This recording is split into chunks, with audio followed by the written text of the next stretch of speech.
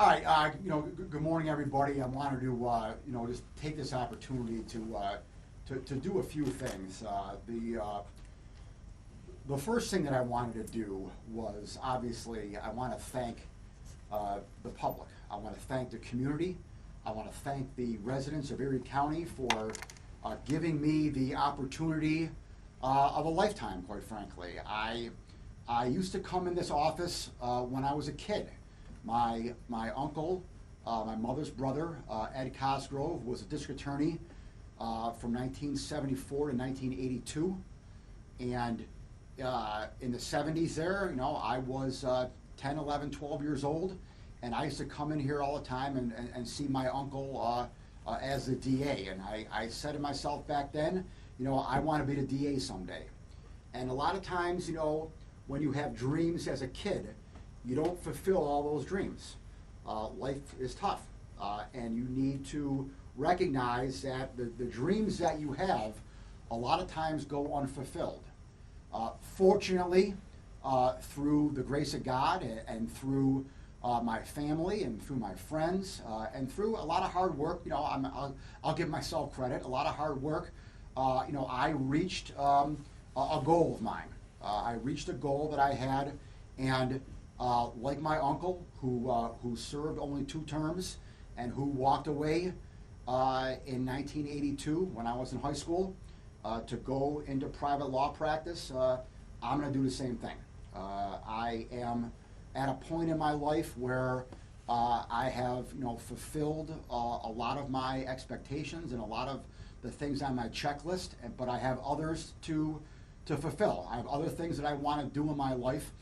And so I'm going to embark on that journey. And so obviously I couldn't have done this without the residents of Erie County. You voted for me, and I don't take that lightly. I understand that when you go to the voting polls, you are making a decision that is going to affect the lives of you and your family.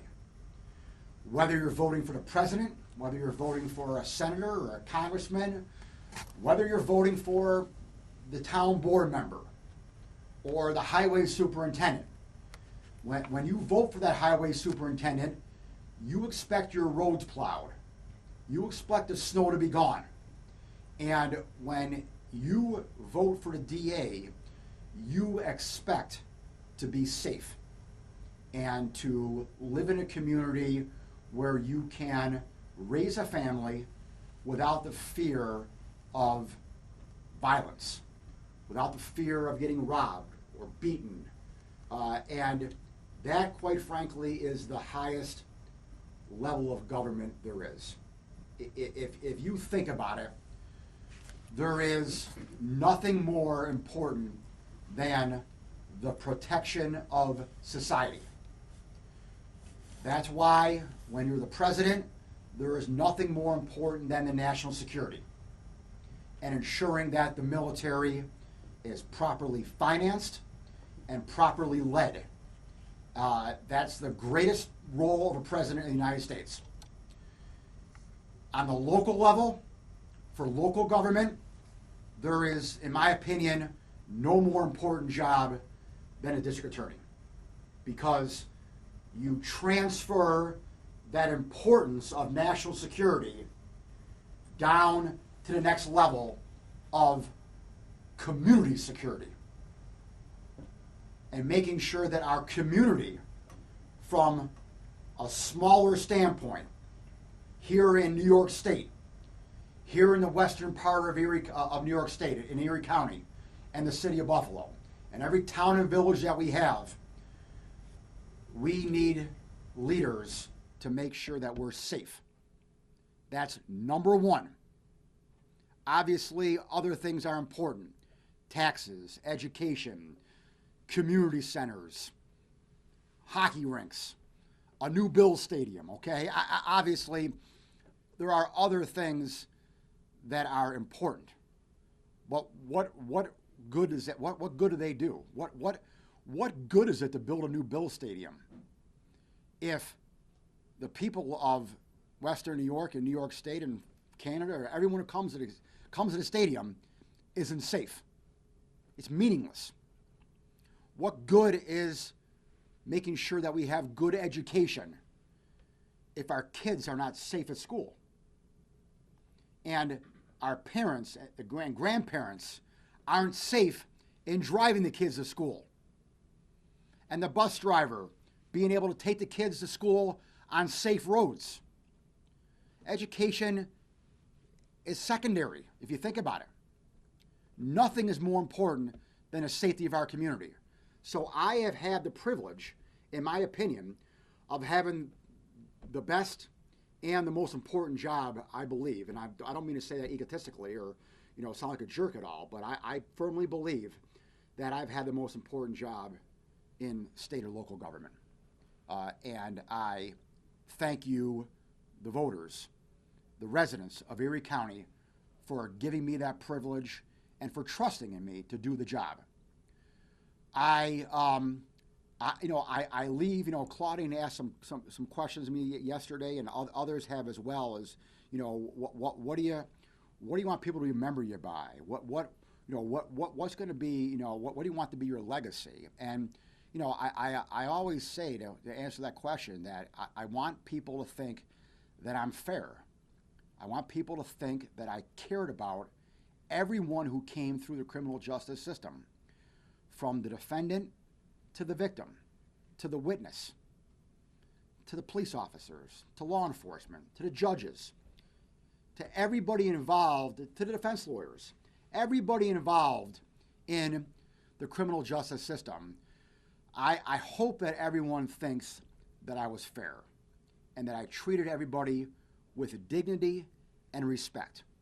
No matter what you did, no matter how heinous a crime, yes, I want to put you in jail, but I want to put you in jail with dignity and respect.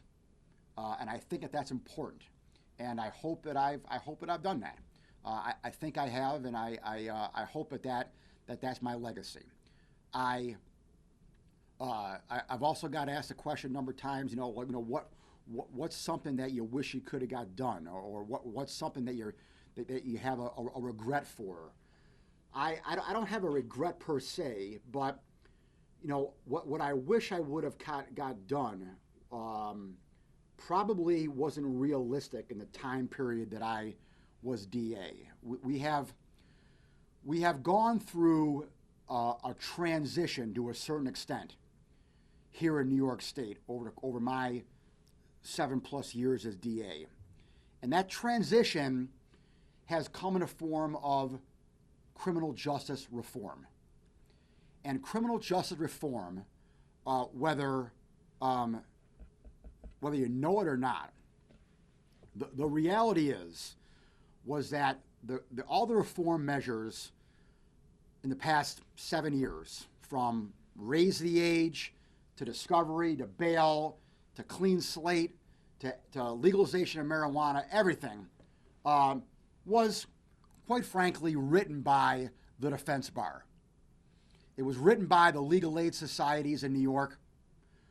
It was written by nonprofit foundations in the criminal justice world that lean toward the criminal defendant. And I respect every one of those groups. I respect legal aid. I respect the nonprofit foundations that are advocating for people who got caught up in the criminal justice system. I respect you immensely. I disagree with your philosophies a lot of times. I disagree with how you view the world in the criminal justice lens. We can respectfully disagree on that, but I respect you, and I appreciate your role in the system.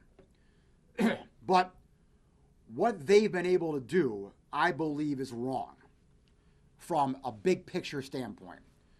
They have elevated the criminal defendant above the victim of crime. And I believe that is wrong, personally. And we can argue about bail. We can argue about discovery, about the legalization of marijuana, about raise the age, about all the other individual pieces of legislation that have been passed and that are in the pipeline to be passed. We can debate and argue about all them all day. And, you know, I'm open to that debate. No, I have no problem with that at all. But put aside getting in the weeds and let's look at it from 30,000 feet. We need to change that paradigm.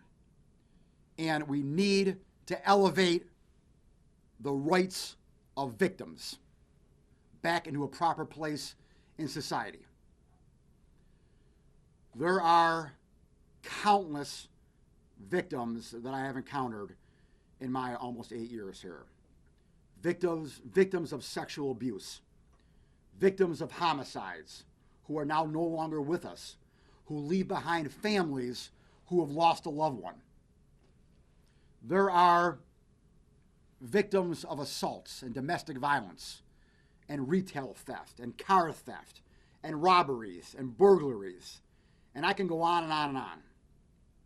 And the rights of these victims should not be secondary to anyone. Yes, the defendant has constitutional rights. And the defendant has a right to a fair trial. And the defendant has a right to discovery. And his lawyer has that right. And the defendant has a right not to face cruel and unusual punishment, which is codified in our Constitution. Absolutely. I agree with that, and I will fight for that. And in my 28 years in the Navy, I did fight for that each and every day. That constitutional right to a fair trial, to a fair search and seizure, to not be subject to cruel and unusual punishment. Elements that are codified in our Bill of Rights. That's what I fought for in the Navy. And I will fight for that every day. But you cannot elevate and put those rights above the rights of the victim. The victim has to be on an equal playing field here. And while the victim's rights are not constitutionalized per se, and I recognize the difference there and the distinction there, we as a society need to make sure that victims are heard and that someone is fighting for the victim. I fight for the defendants on a big picture level, making sure the trial is fair, making sure the process is fair. I fight for that as a DA. But when it comes to an individual case, the defense lawyers fight for their client, and I am fighting for the victim. And I hope I've done that to every victim out there, to their satisfaction. Some didn't get the results they wanted, and I recognize that and I understand that. But I hope that I have defended the victims to the best that I can, and in turn have helped the community and society. So that's what I wanted to accomplish, and I hope that I've done that. I think I have, but I hope that you, the residents of Erie County, recognize that as well. And, lastly, let me thank you who are here in front of me, the press. You get a lot of slack. You get a lot of people out there who talk about fake news and think that the press has an agenda, and think that they disregard the importance of your job, and they disregard what you do every day. And the reality is, what you do is vitally important to our society. What you do each and every day matters to our society, to our community. And I have, hopefully, in my past 70 plus years, have shown you the respect that you deserve, to made your jobs easier, to help you out along the way, because again, speaking of the Constitution, what you do is codified in the very first amendment to our Constitution, the freedom of the press. And the role of the press is in our very first Bill of Rights, First Amendment. And that is important, and I salute you all, I respect you all, I thank you all. You've been very fair to me. You know, I talk about being fair. Everyone's been fair to me. I haven't had, in my opinion, an unfair story in 8 years. Everyone has been fair to me. Everyone has treated me with respect, and I hope that's because I try to treat you with respect. So thank you all. I'm not going anywhere. I'll be the best legal analyst in this town, so don't forget that. Questions? Can you, some of the things that you were talking about that you wish would change, is there something that you could do in your new position to still be a fighter for that type of justice? I mean, not per se, because obviously my new position is going to be, more toward, helping, individual clients out, or, businesses out that need representation. So, I mean, not per se, but I can, listen here, just, the last thing I talked about, I am more than willing to continue my role in the media as, an analyst and as someone who you can talk to get an opinion on certain issues that pop up. And so in the course of doing that, I can obviously have a way to reach the public and tell them what needs to be done, and tell them some of the problems. So in that manner, yes, I can still do that when I leave here. I can obviously, I have the ability, in my new law firm, our law firm has, kind of a public policy practice, okay? And so obviously, if you want to hire me, I can obviously advocate for certain public policies that I believe are important. So in that regard, yeah, going back to, I take back what I originally said. In that regard, yes, I can be active, and I can be helpful. And obviously, as I said before, I'm not going anywhere. I love this community. I love the city of Buffalo, and so I will serve. Give me some time to digest here and relax a little bit, and get up to speed of my new job. But after that, I'll be more than happy to serve on boards or foundations that not only help the community, but kind of talk about the things that I've talked about and change we need to make. Is there anything you think needs to change as far as like DA's offices, not specifically this one? Salaries, recruiting, retention. Oh, yeah. What do you think it could get better to make? Yeah, good question. All public officials and all people who are in the public sector have, problems when it comes to salary versus the private sector, because they're just not up to par in most cases. Now, listen here, obviously, there are a lot of good public paying jobs, and you get health insurance and benefits and retirement. Those are all good things, and those are all there right now that we can't minimize. But obviously, a kid coming out of law school who has the opportunity to go work for a law firm is going to make significantly more money than coming here. Now, we've always had that problem, though. I mean, that's not a recent phenomenon since the bail reform or criminal justice reform in the past 7 years. That was a case when I got out of the Navy in 2001 and came back home and took a job in the office here. I could have went to a law firm and made more money initially. I ended up doing that, obviously, at some point. I did.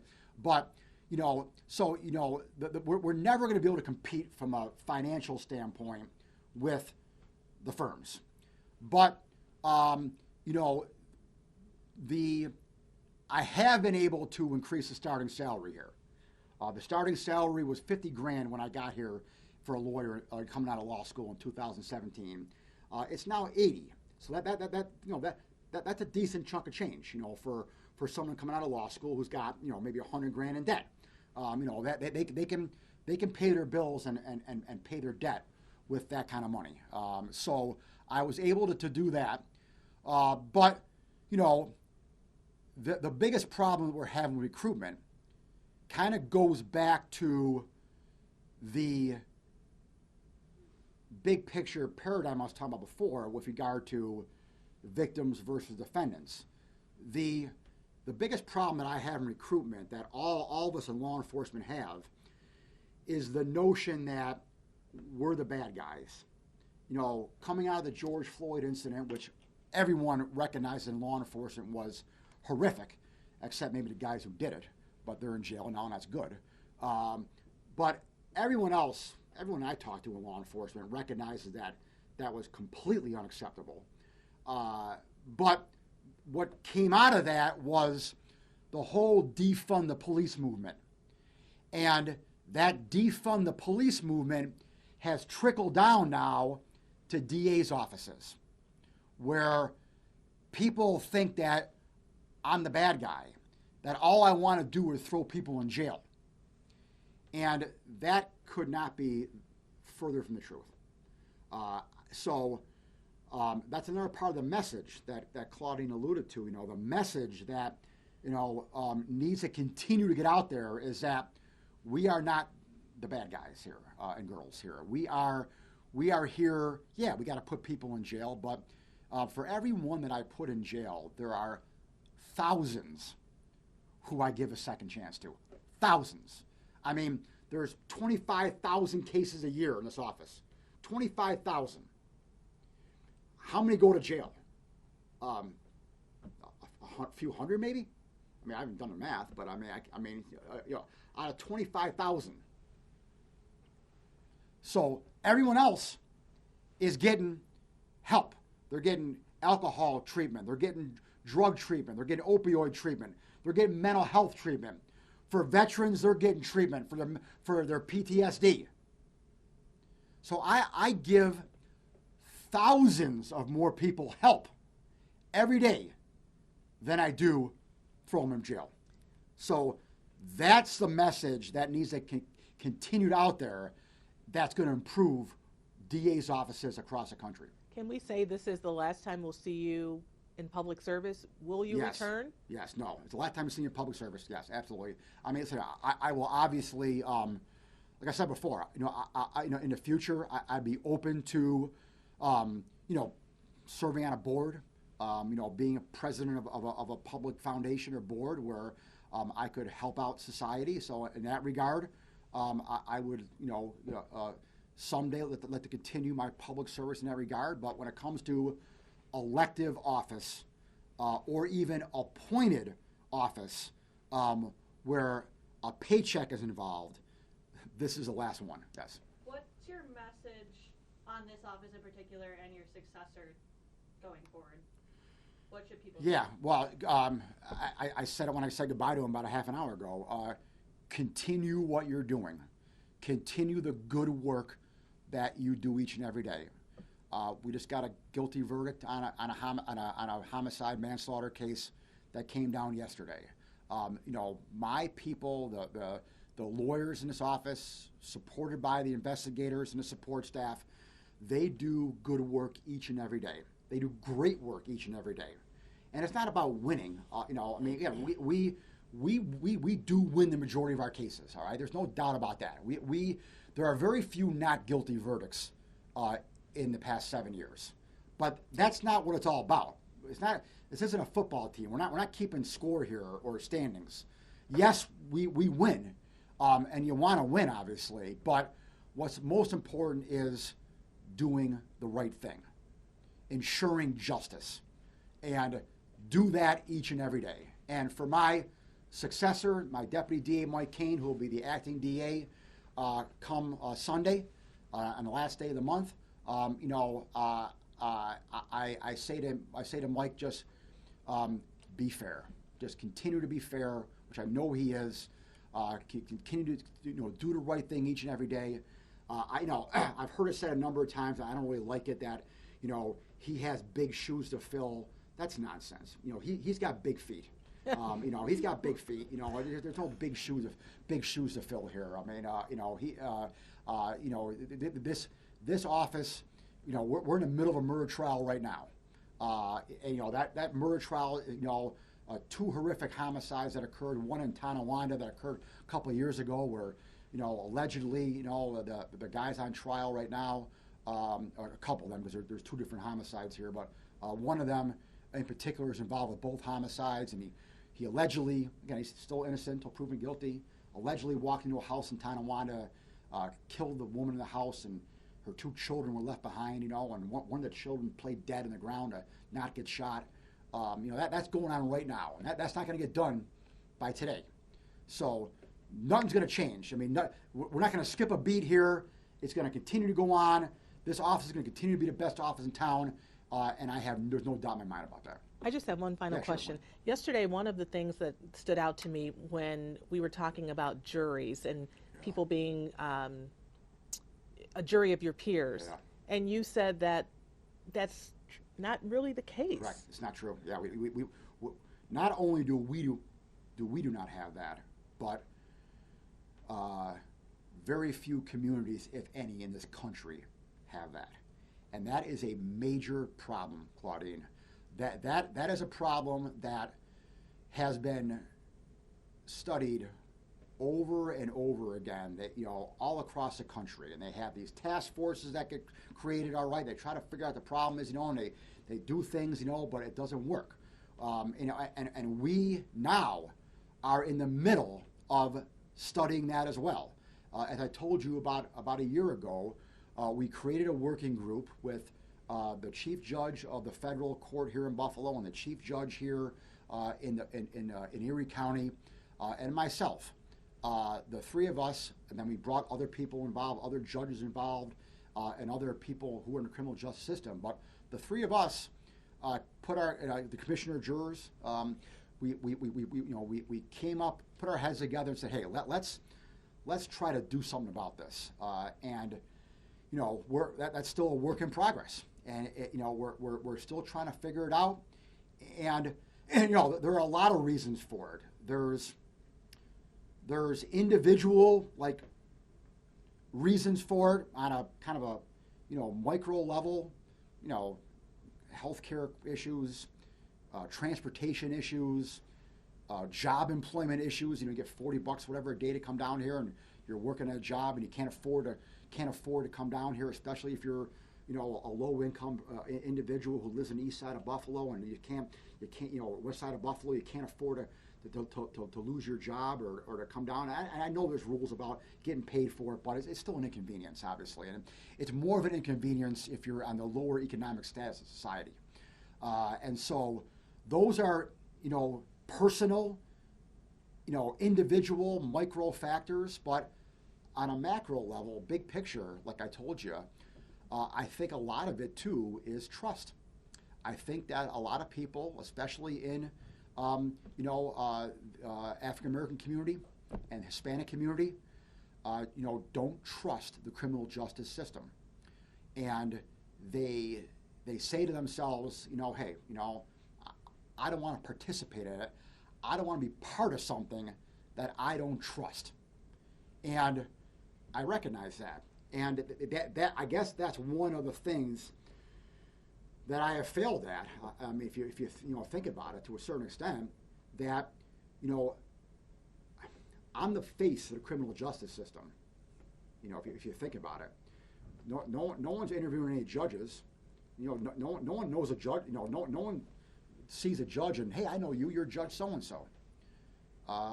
You know, no one sees the defense lawyers really. You know, they see Chief Gramalia, you know, the Commissioner of BPD. They see the Sheriff Garcia, but they see me more than either of them combined. And so the reality is that I'm the face of criminal justice, and I have been for the past 7 years. And as the face of criminal justice, if there is a segment of the population, a pretty big segment of the population, especially in the African American and Hispanic communities, who don't trust the system, that's kind of a reflection on me. And so I obviously didn't do enough to convey that trust. And I recognize that, things with George Floyd happen and other cases happen high profile across the country that garnish and foster those images and that are part of people's lack of trust. It has nothing to do with me, obviously, and so I'm not putting all on me. I'm not trying to. I don't want a pity party from you here. Okay, I'm not taking all the blame, but I bear obviously from a local level, a certain amount of fault, I guess, for lack of a better word, for not maybe doing a better job of conveying trust in the system, and so we got to keep working on that. And that would include the Native American community. Absolutely. I mean, we have the Senecas right here. Asian community, whoever. Anyone.